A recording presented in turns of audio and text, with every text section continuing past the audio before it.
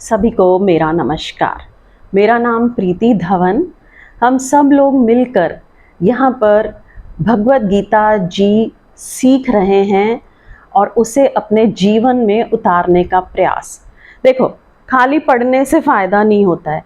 जो भी चीज़ हम पढ़ेंगे, समझेंगे, उसको अपने जीवन में भी उतारना है, तभी असली मज़ा आएगा।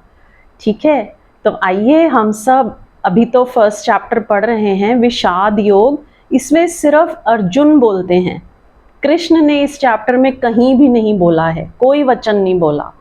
सेकंड चैप्टर से ज्ञान शुरू होता है, लेकिन फर्स्ट चैप्टर समझना बहुत ज़रूरी है और बहुत इंटरेस्टिंग है, क्योंकि इसमें अर्जुन के मन की दशा का पता चलता है, जो हमारे मन की दशा से मैच करती है। हमारा मन जो है ना, वो क्या क्या गेम्स खेलता है हमारे साथ, माइंड गेम्स, ये पता चलता है। तो आइए ज्ञान मुद्रा में शुरू करते हैं। मुस्कुराता हुआ चेहरा, आंखें बंद। 3 बार ओम नाम की मधुर ध्वनि और शांति मंत्र।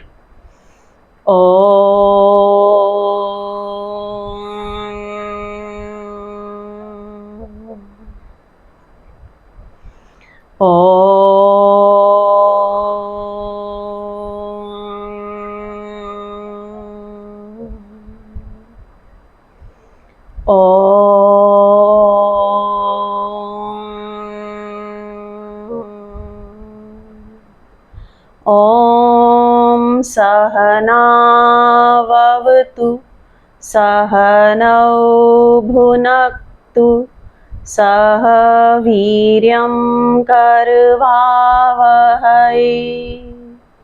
तेजस्विनावधीतमस्तु मा विद्विषावहै। ओम शांति शांति शांति ही। हाथों में घर्षण। आई हुई ऊष्मा को प्रभु का ब्रह्म तेज मानते हुए अपने मुखमंडल और सारे शरीर पर धारण करेंगे। चैप्टर 1 विषाद योग। इसका नाम ही विषाद योग है, क्योंकि इस पूरे चैप्टर में अर्जुन के विषाद के बारे में बताया गया है। श्लोक हम ले रहे हैं 23 से 29 तक। प्रश्न उत्तर चल रहे हैं, तो अब नेक्स्ट प्रश्न हम पढ़ेंगे। कहते हैं, गुरुजी, अर्जुन युद्ध भूमि पर गया। उसने स्वजन, गुरुजन और मित्रों को देखा तो शोक से भर गया। लेकिन वहां पर दुर्योधन भी था, युधिष्ठिर भी था, द्रोणाचार्य भी था, और भी जो बहुत से थे, उनके भी स्वजन मित्र थे। उनका भी चित्त हिंसा तथा ममत्व से भरा हुआ था। तो फिर अर्जुन को ही सिर्फ विषाद क्यों हुआ? मतलब इतने सारे लोगों में सिर्फ अर्जुन को ही विषाद क्यों हुआ? दुर्योधन को क्यों नहीं हुआ? युधिष्ठिर को क्यों नहीं हुआ? भीम को, द्रोणाचार्य को, भीष्म को, इन सबको क्यों नहीं हुआ? ठीक है, तो निश्चय ही दुर्योधन भी वहां था और भी योद्धा वहां थे, उन्हें क्यों विषाद ना हुआ? वे भी ममत्व से भरे लोग थे, वे भी हिंसा से भरे लोग थे। नहीं हुआ, कारण है। हिंसा भी अंधी हो सकती है, विचारहीन हो सकती है। ममत्व भी अंधा हो सकता है, विचारहीन हो सकता है। हिंसा भी आँख वाली हो सकती है, विचारपूर्ण हो सकती है। ममत्व भी आँख वाला हो सकता है और विचारपूर्ण हो सकता है। अर्जुन की कठिनाई यही है कि वो विचारहीन नहीं है। विचार हैं, और विचार दुविधा में डालता है। विचार ने दुविधा में डाला उसे। दुर्योधन को भी दिखाई पड़ रहा है, लेकिन हिंसा इतनी अंधी है कि ये नहीं देख पाएगा दुर्योधन कि इस हिंसा के पीछे मैं उन सब को मार डालूंगा जिनके बिना हिंसा भी व्यर्थ हो जाती है। अंधेपन में यह दिखाई नहीं पड़ेगा। अर्जुन उतना अंधा नहीं है, इसलिए अर्जुन उस युद्ध के स्थल पर विशेष है। विशेष इन अर्थों में है कि जीवन की तैयारी उसकी यह वही है जो दुर्योधन की है। जीवन की तैयारी उसकी वही है जो दुर्योधन की है, लेकिन मन की तैयारी उसकी भिन्न है। मन में उसके विचार हैं, संदेह हैं, डाउट हैं, मन में उसके शक है। वो पूछ सकता है, वो प्रश्न उठा सकता है और जिज्ञासा का बुनियादी सूत्र उसके पास है। और सबसे बड़े प्रश्न वे नहीं हैं जो हम जगत के संबंध में उठाते हैं। सबसे बड़े प्रश्न वे नहीं हैं जो हम पूछते हैं कि किसने जगत बनाया। सबसे बड़े प्रश्न वे नहीं हैं जो हम पूछते हैं कि ईश्वर है या नहीं। सबसे बड़े प्रश्न वे हैं जो हमारे मन के ही कॉन्फ्लिक्ट, मन के द्वंद्व से जन्मते हैं। लेकिन अपने ही मन के द्वंद्व को देख पाने के लिए विचार चाहिए, चिंतन चाहिए, मनन चाहिए। अर्जुन सोच पा रहा है, देख पा रहा है कि मैं जो हिंसा करने जा रहा हूँ उसमें वे ही लोग मर जाएंगे जिनके लिए हिंसा करने का कुछ अर्थ हो सकता है। अंधा नहीं है, और ये अंधा ना होना ही उसका कष्ट भी है, उसका सौभाग्य भी है। इसे समझ लेना उचित है। अंधा नहीं है, ये उसका कष्ट है। दुर्योधन कष्ट में नहीं है। दुर्योधन के लिए युद्ध एक रस है। अर्जुन के लिए युद्ध एक संकट और कष्ट हो गया। सौभाग्य भी यही है। यदि वो इस कष्ट से पार हो जाता है तो निर्विचार में पहुंच सकेगा। अगर वो इस कष्ट को पार कर जाता है तो परमात्मा के समर्पण में पहुंच जाएगा। अगर वो इस कष्ट को पार हो जाता है तो ममत्व को छोड़ने में पहुंच सकेगा। अगर इस कष्ट को पार नहीं हो पाता तो निश्चित ही यह युद्ध उसके लिए विकट संकट होगा, जिसमें वो सिजोफ्रेनिक हो जाएगा, जिसमें उसका व्यक्तित्व दो खंडों में टूट जाएगा। या तो भाग जाएगा या लड़ेगा बेमन से और हार जाएगा। जो लड़ाई बेमन से लड़ी जाए वो हारी ही जाने वाली है, क्योंकि बेमन से लड़ने का मतलब है आधा मन भाग रहा है, आधा मन लड़ रहा है। और जो आदमी अपने भीतर ही विपरीत दिशाओं में गति करता हो उसकी पराजय निश्चित है। दुर्योधन जीतेगा। फिर पूरे मन से लड़ रहा है, कुएं में भी गिर रहा है तो पूरे मन से गिर रहा है, अंधकार में भी जा रहा है तो पूरे मन से जा रहा है। असल में अंधकार में दो ही व्यक्ति पूरे मन से जा सकते हैं। एक तो वह जो अंधा है, क्योंकि उसे अंधकार और प्रकाश से कोई अंतर नहीं पड़ता। एक वह जिसके पास आत्मिक प्रकाश है। दो लोग अंधकार में जा सकते हैं, एक तो अंधा क्योंकि उसे अंधकार से कोई फर्क नहीं पड़ता, और दूसरा जिसके पास आत्मिक प्रकाश है, क्योंकि तब अंधकार को, उसका होना ही अंधकार को मिटा देता है। कितनी ब्यूटीफुल बात है ये। अर्जुन या तो दुर्योधन जैसा हो जाए, नीचे गिर जाए, विचार से विचारहीनता में गिर जाए तो युद्ध में चला जाएगा, और या कृष्ण जैसा हो जाए, विचार से निर्विचार में पहुंच जाए, इतना ज्योतिर्मय हो जाए, इतना ज्योति से भर जाए भीतरी कि देख पाए कि कौन मरता है, कौन मारा जाता है। देख पाए कि ये जो सब हो रहा है स्वप्न से ज्यादा नहीं है। या तो इतने बड़े सत्य को देख पाए तो युद्ध में जा सकता है, या इतने बड़े असत्य को देख पाए कि हम उनको ही मारकर आनंद को उपलब्ध हो जाएंगे जिनके लिए मारने की चेष्टा कर रहे हैं। या तो दुर्योधन के असत्य में उतर जाए तो अर्जुन निश्चित हो जाएगा, या कृष्ण के सत्य में पहुंच जाए तो अर्जुन निश्चिंत हो जाएगा। अर्जुन मनुष्य का प्रतीक है, दुर्योधन पशु का प्रतीक है, कृष्ण परमात्मा के प्रतीक हैं। वहाँ 3 प्रतीक हैं उस युद्ध स्थल पर। अर्जुन डांवाडोल है, वो दुर्योधन और कृष्ण के बीच डांवाडोल है। उसे निश्चिंतता मिल सकती है, he can be at ease, अगर वो दुर्योधन हो जाए, अगर वो कृष्ण हो जाए।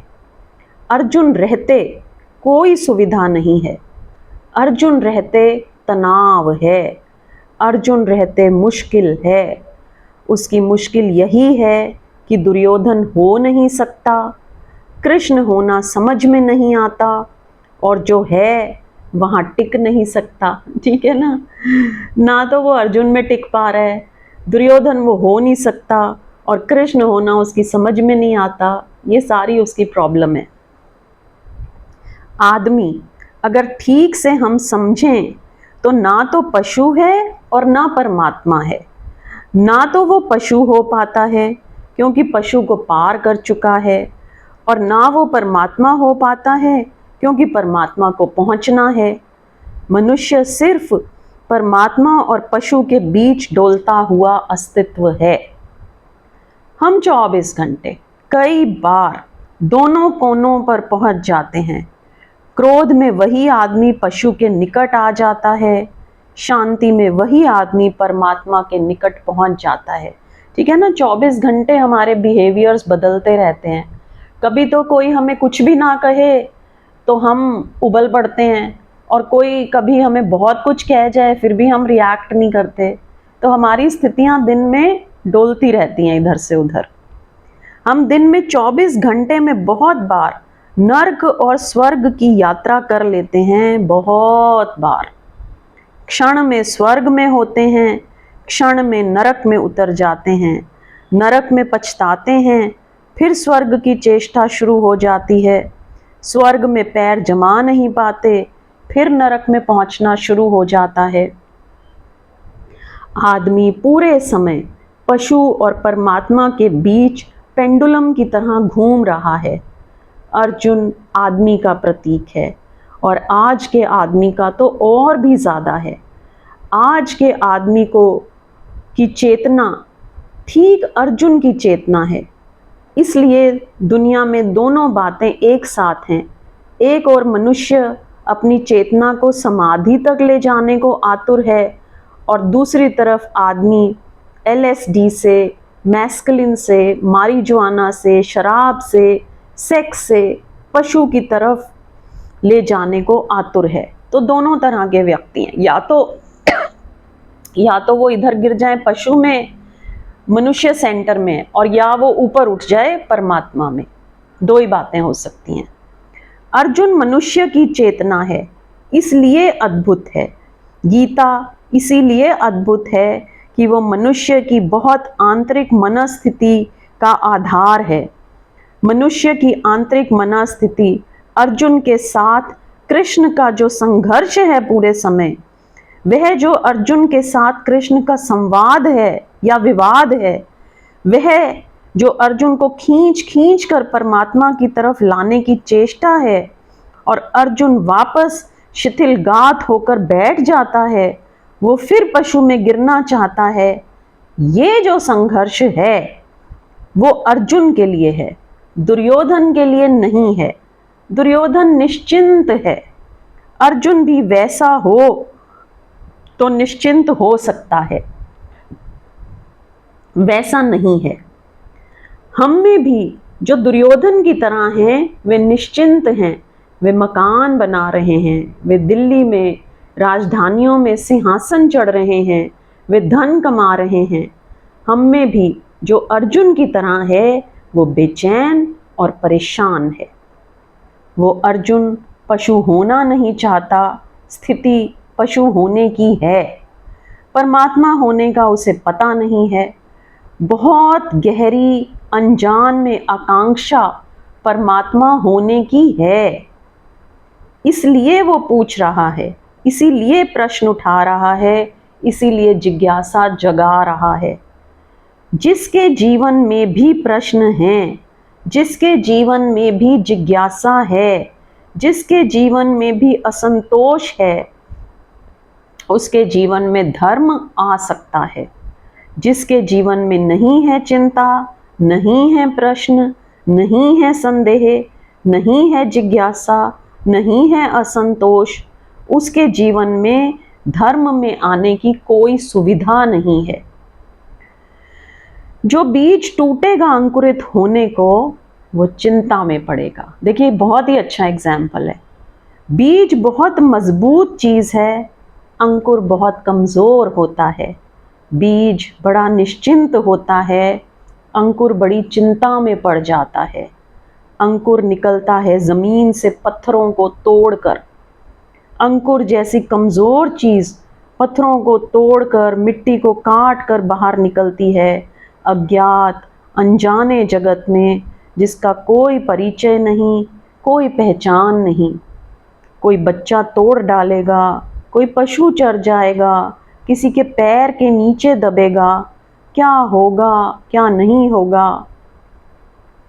बीज अपने में रहे तो बहुत निश्चिंत है, ना किसी बच्चे के पैर के नीचे दबेगा, ना कोई अज्ञात के खतरे हैं, अपने में बंद है।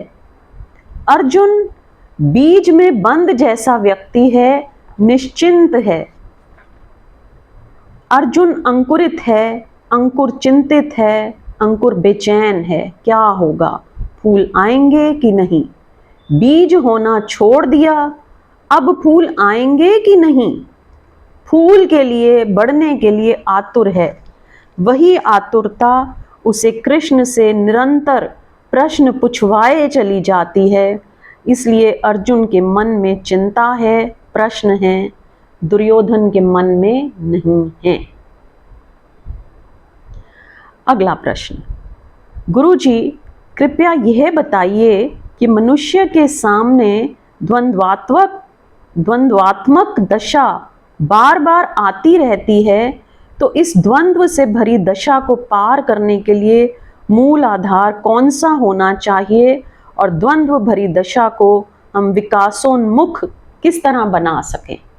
मतलब कंफ्यूजन्स एंड कॉन्फ्लिक्ट्स जो हमारे माइंड में है ना, उनसे हम पार कैसे हो जाएं। अर्जुन के लिए भी यही सवाल है। इस सवाल को आमतौर से आदमी जैसा हल करता है, वैसा ही अर्जुन भी करना चाहता है। द्वंद्व माने कॉन्फ्लिक्ट्स, कंफ्यूजन्स। द्वंद्व मनुष्य का स्वभाव है, मनुष्य का, आत्मा का नहीं, शरीर का नहीं, मनुष्य का द्वंद्व स्वभाव है। द्वंद्व को अगर जल्दबाजी से हल करने की कोशिश की तो पशु की तरफ वापस लौट जाना रास्ता है। शीघ्रता की तो पीछे लौट जाएंगे, वो परिचित रास्ता है, वहां वापस जाया जा सकता है। द्वंद्व से गुजरना ही तपश्चर्या है, धैर्य से द्वंद्व को झेलना ही तपश्चर्या है, और द्वंद्व को झेल कर ही व्यक्ति द्वंद्व के पार होता है। इसलिए कोई जल्दी से निश्चय कर ले सिर्फ द्वंद्व को मिटाने के लिए, तो उसका निश्चय काम का नहीं है, वो नीचे गिर जाएगा, वो वापस गिर रहा है। द्वंद्व को जिएं, द्वंद्व में तपें, द्वंद्व में मरें और खपें, द्वंद्व को भोगें, द्वंद्व की आग से भागें मत। क्योंकि जो आग दिखाई पड़ रही है उसी में कचरा जलेगा और सोना बनेगा। द्वंद्व से गुजरें, द्वंद्व को नियति समझें, वो मनुष्य की डेस्टिनी है, वो उसका भाग्य है, उससे गुजरना ही होगा। उसे जिएं, जल्दी ना करें, निश्चय जल्दी ना करें। हाँ, द्वंद्व से गुजरें तो निश्चय आएगा, द्वंद्व से गुजरें तो श्रद्धा आएगी, लानी नहीं पड़ेगी। लाई गई श्रद्धा का कोई भी मूल्य नहीं है, क्योंकि जो श्रद्धा लानी पड़ी है उसका मतलब ही है कि अभी आने के योग्य मन ना बना था, जल्दी ले आए।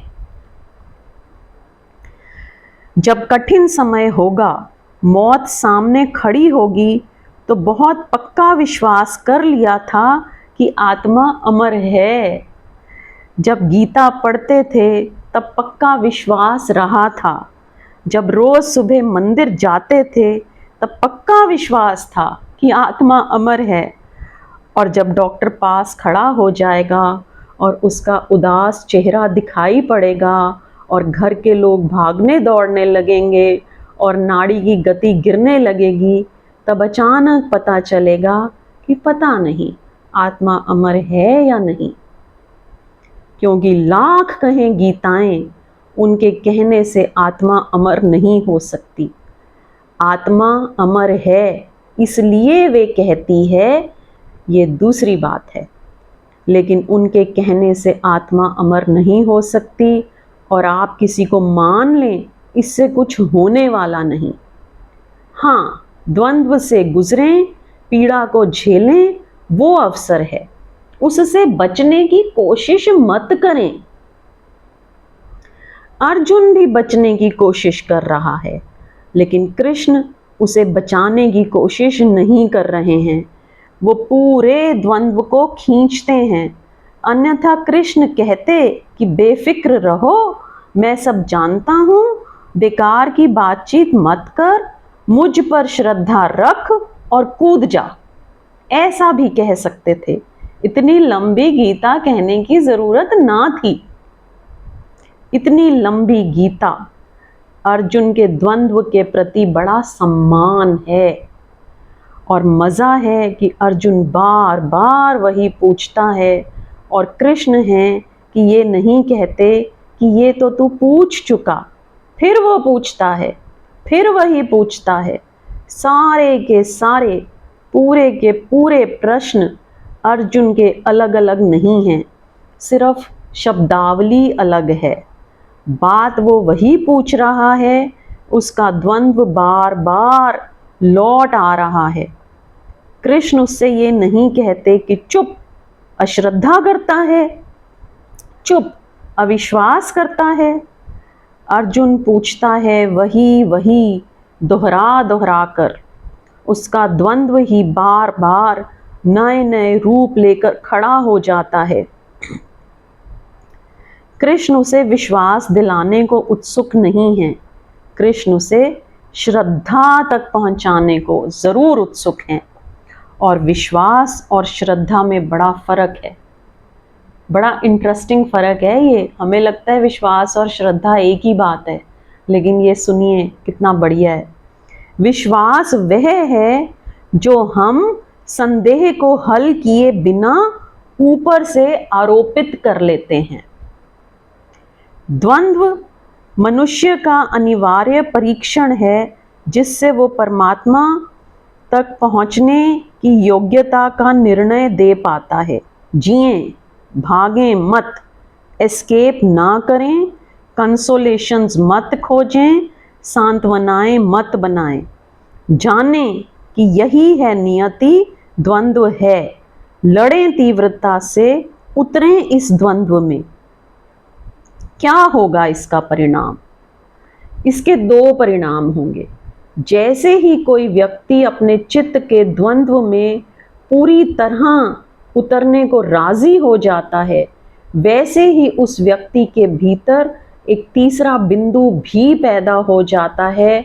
दो के अलावा तीसरी ताकत पैदा हो जाती है, द थर्ड फोर्स। वह जो निर्णय करती है कि जिएंगे द्वंद्व को, वो द्वंद्व के बाहर है, वो द्वंद्व के भीतर नहीं है। स्टोरी है एक बहुत ही अच्छी। मैंने सुना है सेंट थेरेसा एक ईसाई फकीर औरत हुई। उसके पास 3 पैसे थे और एक दिन सुबह उसने गांव में कहा कि मैं एक बड़ा चर्च बनाना चाहती हूँ, मेरे पास काफ़ी पैसे आ गए हैं। लोग हैरान हुए क्योंकि कल भी उसको लोगों ने भीख मांगते देखा था। लोगों ने पूछा कि इतने पैसे अचानक कहाँ से आ गए, जिससे बड़ा चर्च बनाने का ख्याल है। उसने अपना भिक्षा पात्र दिखाया, उसमें 3 पैसे थे। लोगों ने कहा, पागल तो नहीं हो गई थेरेसा? वैसे हम पहले ही सोचते थे कि तेरा दिमाग कुछ गड़बड़ है।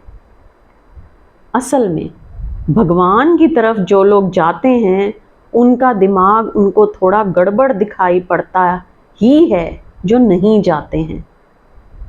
हम पहले ही सोचते थे कि तेरा दिमाग कुछ ना कुछ ढीला है, 3 पैसे में चर्च बनाएगी। थेरेसा ने कहा, मैं हूं, 3 पैसे हैं और परमात्मा भी है। थेरेसा प्लस 3 पैसे प्लस परमात्मा। उन सब ने कहा, वो परमात्मा कहाँ है?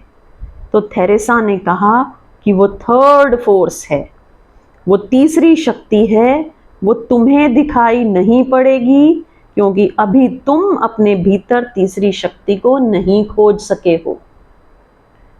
जो व्यक्ति अपने भीतर तीसरी शक्ति को खोज लेता है वो इस सारे जगत में भी तीसरी शक्ति को तत्काल देखने में समर्थ हो जाता है। आप द्वंद्व को ही देख रहे हैं, लेकिन ये ख्याल नहीं है कि जो द्वंद्व को देख रहा है और समझ रहा है वो द्वंद्व में नहीं हो सकता, वे द्वंद्व के बाहर ही होगा।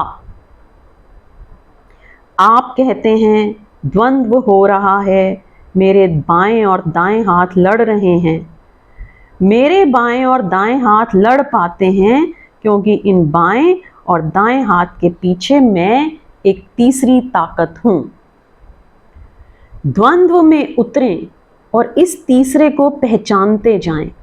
जैसे जैसे द्वंद्व में उतरेंगे ये तीसरा साक्षी, यह विटनेस दिखाई पड़ना शुरू हो जाएगा और जिस दिन ये तीसरा दिखाई पड़ेगा उसी दिन से द्वंद्व विदा होने शुरू हो जाएंगे।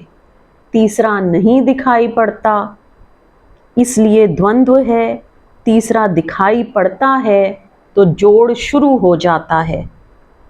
पर द्वंद्व से भागे मत, द्वंद्व की प्रक्रिया अनिवार्य है, उससे ही गुजर कर वह जो द्वंद्व के पार है, ट्रांसेंडेंटल है, उसे पाया जाता है। पूरी गीता उस तीसरे बिंदु पर ही खींचने की कोशिश है अर्जुन को। पूरे समय अर्जुन को खींचने की चेष्टा कृष्ण की यही है कि वो तीसरे को पहचान ले, वो तीसरे को पहचान ले। तीसरे की पहचान के लिए सारा श्रम है। वो तीसरा सबके भीतर है और सबके बाहर भी है, लेकिन जब तक भीतर ना दिखाई पड़े तब तक बाहर दिखाई नहीं पड़ सकता। भीतर दिखाई पड़े तो बाहर वही वही दिखाई पड़ने लगता है। वो तीसरा भीतर है, परमात्मा, आत्मा। और जब भीतर दिखाई पड़ जाती है तो बाहर भी वही है, अद्वैत। क्योंकि चांद में, तारों में, पत्थरों में, पहाड़ों में, नदियों में, दूसरे जीवों में, सब में वही है। आज इतना ही। आइए ज्ञान मुद्रा में एक बार ओम की ध्वनि और शांति पाठ।